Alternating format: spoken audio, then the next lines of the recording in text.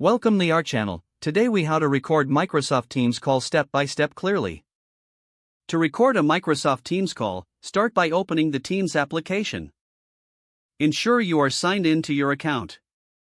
Join the meeting you wish to record. Once you are in the meeting, locate the toolbar at the bottom of the screen. Click on the More Actions icon, which looks like 3 dots. From the drop-down menu, select the Start Recording option. A notification will appear, indicating that the recording has begun. All participants in the meeting will be notified that the call is being recorded.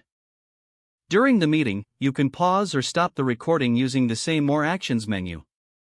To end the recording, select Stop Recording from the drop-down menu. After stopping the recording, Microsoft Teams will process the file. Once the processing is complete, the recording will be available in the chat window of the meeting.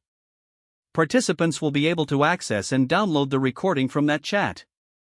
The recording will also be saved to Microsoft Stream if you have that feature enabled. Remember to inform all participants that the call is being recorded for transparency. Always check your organization's policies regarding call recording before starting. This ensures compliance and respects privacy guidelines. If the page does not load, refresh the browser or try again in a private or incognito window. Make sure you are using the correct email address, then retype it carefully to avoid small typos. If your password is not accepted, use the reset option and create a new strong password you can remember. Check your spam folder for verification or security emails, then complete any requested confirmation steps. Enable two-factor authentication if available to improve account security and reduce unauthorized access risk.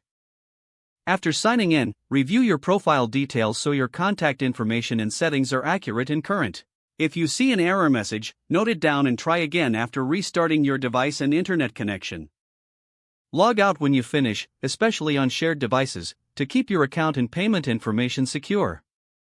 If the page does not load, refresh the browser or try again in a private or incognito window.